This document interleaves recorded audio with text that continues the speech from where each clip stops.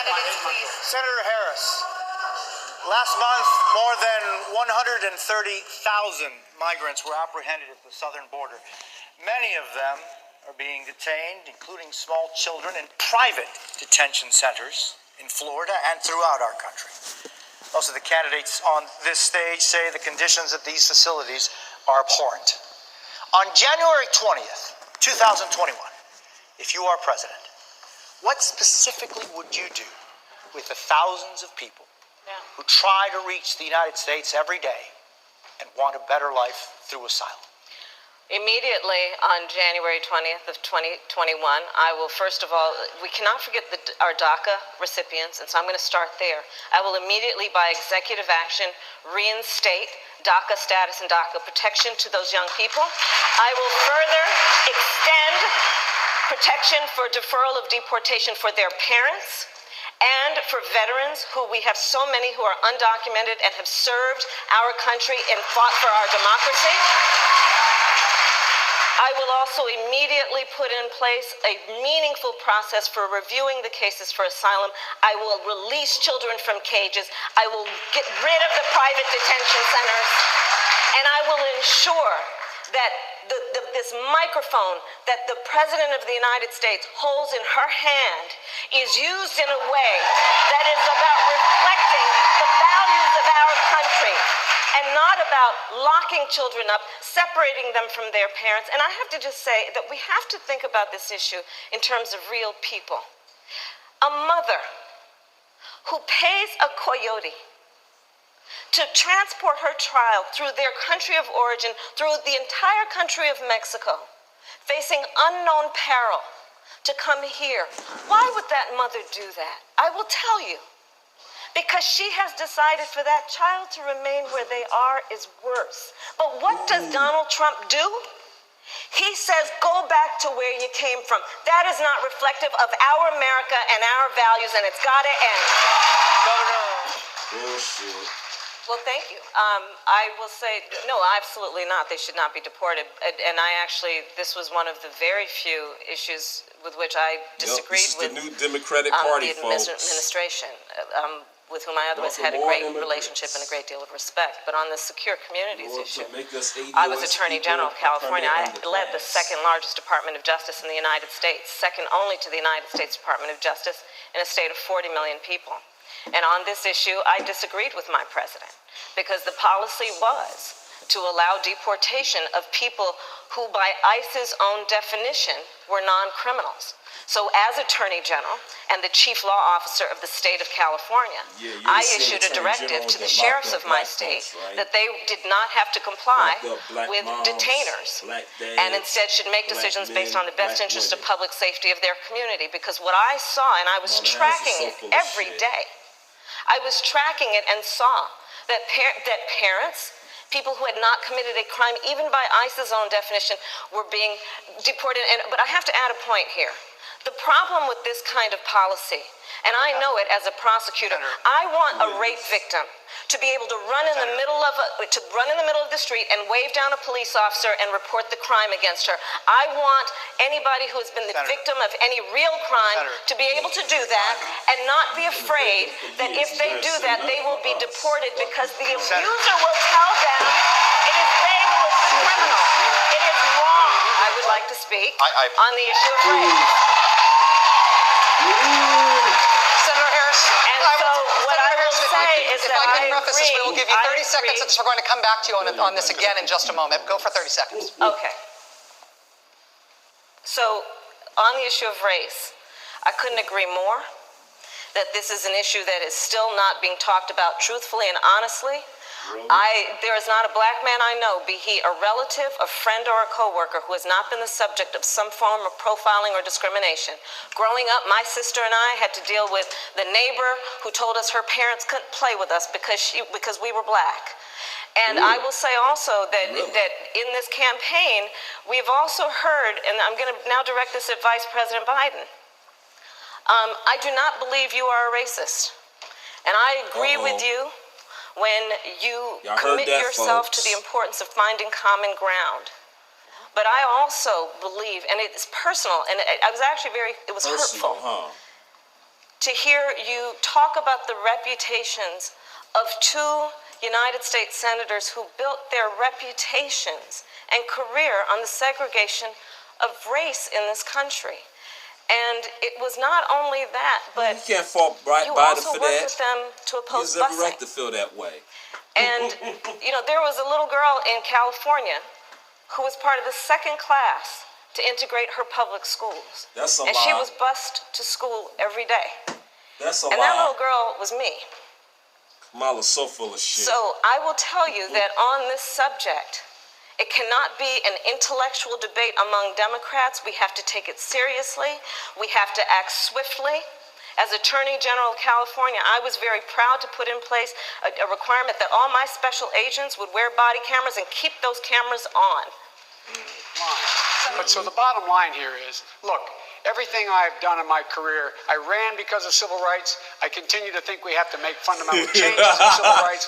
And those civil rights, by the way, I wish I could show you the not just picture of only him African Americans, but and the his LGBT reaction when he's community. talking. But Vice President Biden, do you agree today? YouTube might Do you dox me agree for it, today though. that you were wrong to oppose busing in America? Then, No. do you agree? I did not oppose I'm gonna busing make sure in I America. put the What link. I opposed is busing ordered by the Department of Education.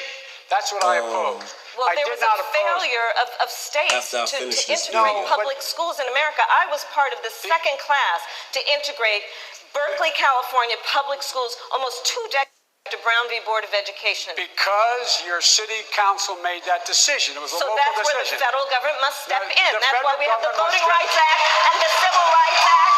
That's why we need to pass the Equality Act. That's why we need to pass the ERA, because there are moments in history where states fail to preserve the civil rights of I all have people. supported the Okay, ERA. you live in a state that has been hit by drought, wildfires, Well, flooding. that's part of states' Climate rights, change Kamala. is a major concern for voters in your state. It's pretty obvious. Obviously, the All state part as of well. racism. Last night, voters heard many of the candidates weigh in on their proposals. Explain specifically what yours is. Well, first of all, I don't even call it climate change. It's a climate crisis. It represents an existential threat to us as a species. It's more like And the fact environmental that we racism, have if you a ask me. president of the United States who has embraced science fiction over science fact will be to our collective peril. I visited, while the embers were smoldering, the wildfires in California. I spoke with firefighters who were in the midst of fighting a fire while their because it's own on reality now.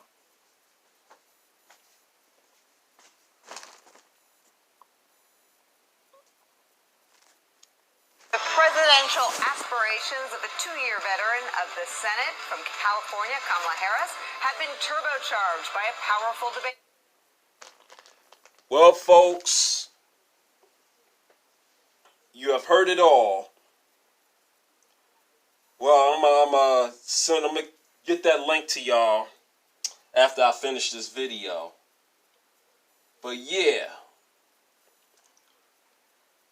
notice Kamala Harris has an answer when it comes to DACA and immigrants and immigration. But then she lies and said that California had segregated schools where California never had segregated schools. You could ask anybody who lived in California back in the 50s and 60s and they could tell you that California never had segregated schools. Why would Kamala lie about that? Because Kamala thinks we're stupid. Kamala's trying to play all of us, especially us ADOS people, in order to garner our votes. I have news for Kamala. We're not falling for the okie doke any longer. And this is probably the same. This is probably the same Kamala who would say that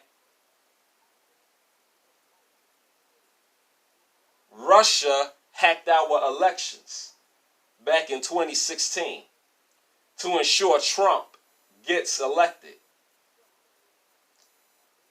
In which the Mueller report proves proves my point exactly that it was a lie. There was no hacking of the elections. You know what I'm saying? So now the Democrats are scrambling. They're scrambling because they know they won't be able to get most of our votes, especially those of us under 50 years of age.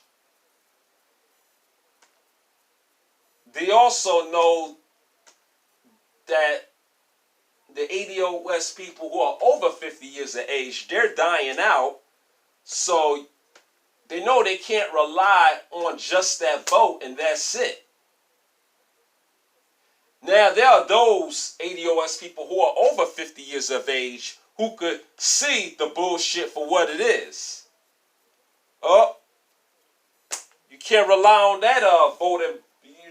You can't completely rely on that voting block anymore. You know, because more and more of them are starting to wake up to the bullshit. So what they got left is the immigrants. Those are the only people that they could dupe now, especially of the Hispanic variety, into voting for the Democrats. So if the Democrats are relying on those group of people in order to ensure they can compete with the Republicans, the Democrats are going to be done as a political party. Because without us, they have nothing. And most of us are not even going to think about voting for the Republicans unless they give us reparations. Unless they give us what we're owed. That's the only way most of us ADOS people are going to vote Republican. So we're going to sit this election out until our demands are being met. And there's not a single Democratic candidate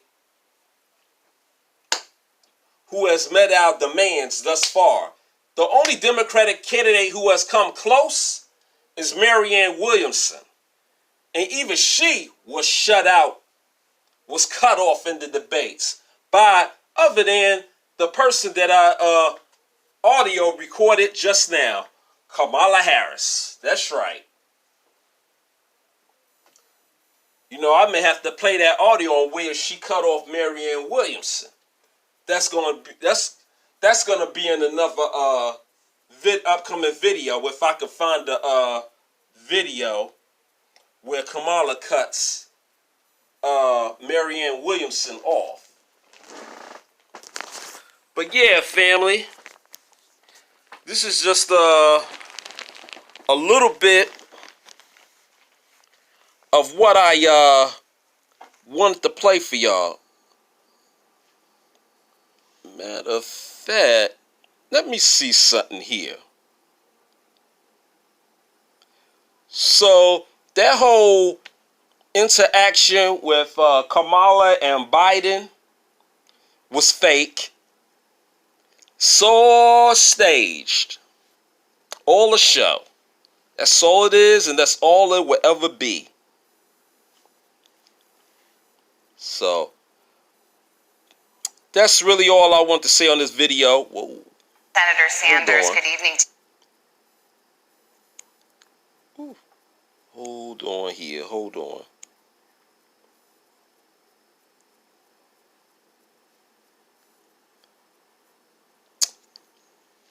Yeah.